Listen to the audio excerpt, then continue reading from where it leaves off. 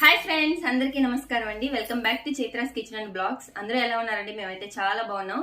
ఈ రోజు శనివారం స్పెషల్ వచ్చేసి వెంకటేశ్వర స్వామికి పిండి దీపం తయారు చేసుకొని నామాలు కూడా ఎలా వేసుకోవాలనేది ఈ రోజు వీడియో అండి. ఎండ్ వరకు చూడండి, ఎలా ఉందో కామెంట్ చేయండి. ప్లీజ్ లైక్ చేయండి అబ్బా. వీడియోస్ చూస్తున్నారే కానీ లైక్లు చేయడం లేదు. మీరు లైక్ చేస్తే మా వీడియో ఇంకొంచెం ముందుకు పోతుంది. అలాగే సబ్స్క్రైబ్ చేయడం మాత్రం మర్చిపోకండి. ఇదిగోండి ఫ్రెండ్స్, వెంకటేశ్వర స్వామి నామాలు. పిండి దీపానికి అయితే నేను వెంకటేశ్వర స్వామికి ఇలా అయితే నామాలు వేశాను.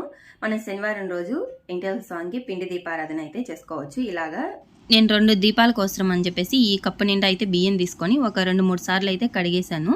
కడిగైతే ఇంకా వాటర్ పోసి ఒక హాఫ్ అన్ అవర్ అయితే నానబెట్టాను బియ్యాన్ని.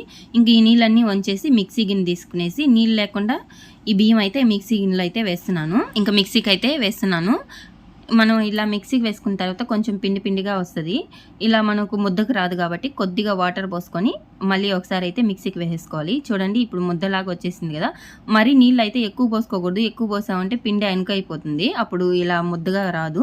ఇప్పుడు ఇలాగైతే గుంటల్లాగా పెట్టేసి ఆయిల్ పోసుకోవడానికి ఇప్పుడైతే మనం ఈ ప్రమిదలకి వెంకటేశ్వర స్వామి నామాలు అయితే వేస్తున్నాను. పసుపు అలాగే కుంకుమతో అయితే వేస్తున్నాను.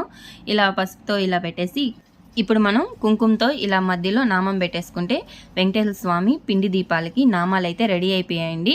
ఇప్పుడు మనం పూజ చేసుకోవడమే. ఏడుకొండలవాడ వెంకటరమణ గోవింద గో